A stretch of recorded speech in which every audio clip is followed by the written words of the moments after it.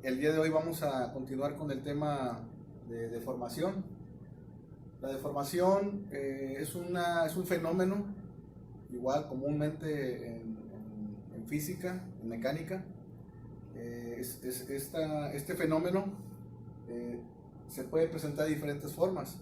El caso que vamos a analizar el día de hoy va a ser deformación tipo axial, es decir, barras que son sometidas ya sea a compresión o que se estiren. Atención, existen deformaciones del tipo en el cual se tuercen las barras o los elementos. Hay otro tipo de esfuerzos de los que se flexionan, es decir, se panden. En este caso, voy a repetir, vamos a ver el tema de deformación axial. Con la letra que vamos a representar esta deformación es la letra griega delta, ¿sí? Y se compone de los siguientes datos para poder calcularla. Es P multiplicada por L. P es la carga, L la longitud del elemento, A es el área de la sección transversal y E es el módulo de elasticidad. Todos los elementos en la materia tienen un nivel de, o más bien tienen un módulo de elasticidad. Eso quiere decir que se pueden ser elásticos hasta cierto punto, y una vez que se aplica una fuerza a un elemento y pueden estirarse o pueden ser elásticos, pero una vez que se deja de someter a esa fuerza, el elemento regresa a su longitud original. En el caso del acero, su módulo de elasticidad es de 30 por 10 a la 6, es decir, 30 millones de PSI. ¿Qué quiere decir este dato? Que nosotros podemos aplicarle al acero esta cantidad de PSI, es decir, 30 millones de libras sobre pulgada cuadrada, y una vez que se ceda esa fuerza, se le quite, se le deje de aplicar, si fuera en este caso esta barra, por ejemplo, si esta barra está sin aplicación de fuerza, que fuera la de acero, se le aplican en la carga 30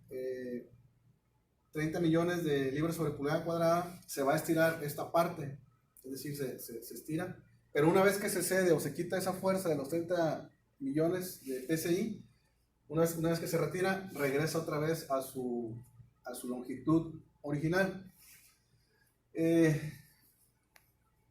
Nomás haciendo un repaso de las unidades que vamos a manejar dependiendo el tipo de dato que vayamos a manejar.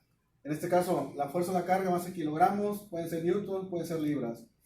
En el caso del área de la sección transversal, no sé si quedó claro la vez pasada a qué me refería con el área de la sección transversal. En el caso de un ángulo, cuando ustedes escuchen que se requiere calcular el área de la sección transversal de un ángulo, pues sabemos que tiene una forma aproximadamente así, el ángulo. Y su longitud pues puede ser. Entonces el área de la sección transversal de ese ángulo va a ser esta sección, ¿sí? Si nos dicen calcular el área de la sección transversal de una barra circular, pues el área de la sección transversal va a ser esto, ¿sí? O si nos piden el área de la sección transversal de un tubo, igual va a ser lo que quede en color rojo, esta parte de aquí nomás. El hueco no, eso no sería parte de la sección transversal. Entonces en este caso se refiere al área de la sección transversal, dependiendo del tipo de estructura o de elemento que vayamos a manejar. Y obviamente, como estamos hablando de un área, todo lo vamos a manejar al cuadrado, es decir, pulgadas cuadradas, centímetros cuadrados, metros cuadrados, pies cuadrados. En este caso, ya incluimos lo que es la longitud para el cálculo de la deformación. Tenemos que tener bien claro desde un principio cuál es la longitud original, cuál es la longitud inicial, y vamos a ver después cuál es la longitud o el incremento de longitud. Y como estamos hablando de longitud, es una dimensión lineal. En este caso sería centímetro, pulgada, pie, milímetro. En el caso del módulo de la elasticidad, vamos a manejar fuerza, carga sobre área. Puede ser PSI, que es lo mismo libra sobre pulgada cuadrada. Acuérdense que libra sobre pulgada cuadrada es así se abrevia, PSI. Igual podemos manejar newtons sobre metro cuadrado, que también equivale a un pascal. Esto y esto es lo mismo, ¿no? O también podemos manejar kilogramos sobre centímetro cuadrado, dependiendo del dato o del autor donde obtengamos la información. En este caso, vuelvo a repetir, el acero tiene un módulo de elasticidad de 30 por 10 a la 6 PSI. Dependiendo del tipo de material, puede ser el cobre, el aluminio o un acero de alta tecnología, pues va a incrementar su módulo de elasticidad o va a disminuir dependiendo. Bien, les explico este esquema. Supongamos que tenemos una barra, la cual tiene un área, dependiendo de la forma que sea, circular, cuadrada, tubular cuadrado, tubular circular, dependiendo. Vamos a manejar como área, ¿no? Es decir, tiene una forma. Tiene una longitud inicial, es decir, que mide desde donde está soldada o pegada hasta el límite de la barra, ¿sí? Y en ese momento se puede mantener así porque no existe ninguna una carga. Este es el esquema 1. En el esquema 2 se aplica una carga. Y al aplicarse una carga, si es lo suficientemente fuerte, si es lo suficientemente grande, pues va a surgir una deformación. En este caso, si tenía hasta aquí su longitud inicial, va a haber un incremento de longitud, por eso aquí le pusimos delta L. Y esto que está marcado en color negro es lo que en teoría se va a incrementar. Pero surge aquí también un fenómeno en el cual se adelgaza el área de la sección transversal. A este movimiento se le conoce como elongación, ¿sí? Vamos ahorita a desarrollar un problema que ya está planteado y dice así: determine el esfuerzo y la deformación en la estructura de acero. Determine el esfuerzo y la deformación que se genera, aquí me faltó poner la palabra, que se genera en la estructura de acero. Aquí ya nos están diciendo qué tipo de material es con el que vamos a trabajar. Dice, la cual está construida por un ángulo de 1 por 1/8. Se refiere a esto, jóvenes, a que el ángulo tiene una pulgada de lado y una pulgada de lado, y tiene un espesor de 1/8 de pulgada. Lo tiene aquí y lo tiene también de este lado, ¿sí? Y el esquema pues es una especie de estructura que tiene una barra horizontal, una barra diagonal. La barra diagonal la vamos a llamar BC o CB, y la barra horizontal la vamos a llamar BA o AB, como ustedes gusten. Aquí nos están dando los datos de la longitud. Por ejemplo, la barra BC tiene una longitud de 5 pies. La barra AB tiene una longitud de 4 pies, ¿sí? Y por medio de esta información también se sabe que de este punto de aplicación y este punto de donde se cuelga cada uno de los elementos, hay una distancia de 3 pies, ¿sí? Aquí también dice en el esquema que se le está aplicando una carga de 1500 libras, ¿sí? Entonces con los datos de la longitud podemos calcular el ángulo beta. Ya habíamos visto cómo calcular el ángulo beta con la función tangente. Decimos que el cateto opuesto sobre el cateto adyacente, es decir, 3 sobre 4, hacemos la operación y vamos a obtener 36 grados, pero 36.86 grados, ¿no? Aquí ya tenemos el dato de la inclinación, que es importante porque después acá en el diagrama de cuerpo libre lo vamos a utilizar. Hacemos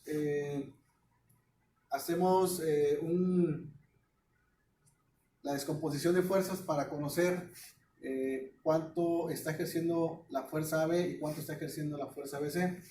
Lo único que sabemos es que entre estos dos elementos son capaces de sostener o mantener en equilibrio esta carga de 1500 libras. Recordemos que este elemento, por ejemplo, el BC reacciona en este sentido. Es decir, no permite que el elemento AB y la carga de los 1500 baje, sino que se reacciona hacia arriba. Por eso es que se representa así igual este vector en el cuadrante 2.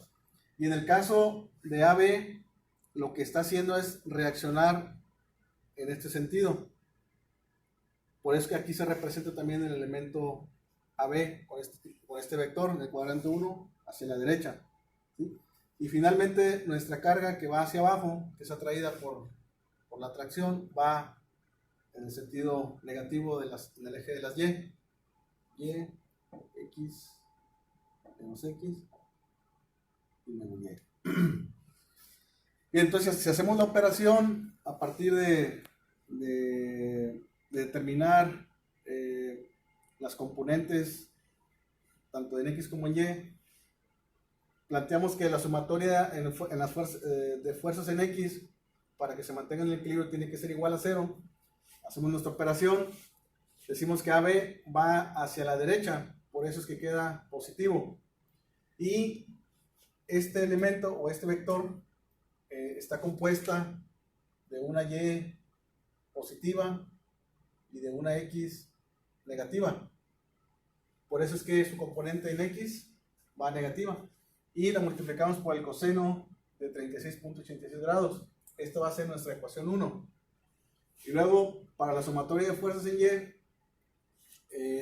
la componente en Y, que es positiva, la multiplicamos por el seno de 36.86. Este tema ya lo habíamos visto infinidad de veces. Y finalmente, la carga, que va hacia abajo de los 1500 libras, o va hacia abajo, ponemos negativo. Como ya en Y no hay ningún otro elemento que actúe en Y, pues aquí cerramos y ponemos que nuestra condición sea que sea la sumatoria igual a 0. Le llamamos ecuación 2 y aquí mismo ponemos una pequeña condición. Decimos que a partir de la ecuación 2 vamos a hacer el despeje. Esta es nuestra ecuación 2. ¿Qué es lo único que hacemos, jóvenes? Agarramos o tomamos los menos 1500 y los pasamos del otro lado del igual. Y luego el seno de 36.86 lo pasamos dividiendo. Por eso es que nos queda de la siguiente forma. 1500 sobre seno de 36 y nos da el resultado de 2557 libras. Este dato lo vamos a sustituir en la ecuación 1. Es decir, este valor de FBC, que son 2500, lo vamos a la ecuación 1 y en vez de poner FBC, ponemos los 2500.57, lo multiplicamos por el coseno de 36.86 y como está negativo, el resultado lo pasamos del otro lado y si hacen ese cálculo nos va a dar que vamos a obtener que FAB es igual a 2000.71 libras. Ok, entonces aquí ya obtuvimos lo que es la carga o la fuerza de cada uno de estos elementos, ¿sí? Pero nuestra fórmula dice que para calcular la deformación necesitamos la fuerza, ya la tenemos, es lo que acabamos de obtener, los 2500 y los 2000 y fracción. Necesitamos también el área de la sección transversal. Este sería el área de la sección transversal, dijimos. Yo en mi caso lo obtuve de la siguiente forma. Por ejemplo, primero generé aquí un rectángulo, ¿sí? Es decir, desde aquí va a medir 1 por 1 octavo. ¿Están de acuerdo? Un octavo de espesor. Entonces aquí está 1 pulgada por 0.25, que es lo equivalente a 1 octavo. ¿Sí? Hago la multiplicación, 1 por 0.125, sería 0.125, pero ahora ya son pulgadas cuadradas. Pulgada por pulgada, pulgada cuadrada. En el caso del área 2, esta pudiera ser mi área 1. Y el resto, es decir, esto que está aquí hasta acá, sería, habíamos dicho que desde aquí hasta acá era 1, pero como ya tomamos en cuenta en el cálculo anterior hasta acá, entonces a esta pulgada le vamos a restar lo de 1 octavo. De tal forma que ahora desde aquí hasta aquí va a medir 0.875 pulgadas. Como es un rectángulo, un pequeño rectángulo, lo vamos a multiplicar por esta sección, que es 1 octavo. Entonces, 0.875 pulgadas por 0.125 pulgadas, obtenemos 0.109375 pulgadas cuadradas. ¿Qué es lo que hacemos al final? Nomás sumamos el resultado del área 1 y del área 2 y obtenemos que son .234375 pulgadas cuadradas. Esta es el área de la sección transversal de este ángulo. Entonces ya con eso ya obtuvimos el siguiente dato que se requiere para concluir la fórmula, completar la fórmula, perdón. La longitud, pues depende de cuál elemento, también ya los tenemos. Hay uno que es de 5 pies y hay otro que es de 4 pies. Y el módulo de elasticidad también ya lo tenemos. El mismo problema al inicio nos dice que es de acero. Aquí está. Entonces, el acero, ya hemos dicho, un acero promedio es de 30 por 10 a la 6 PSI. A menos de que nos den un dato muy específico de qué tipo de acero, entonces cuando ya vamos a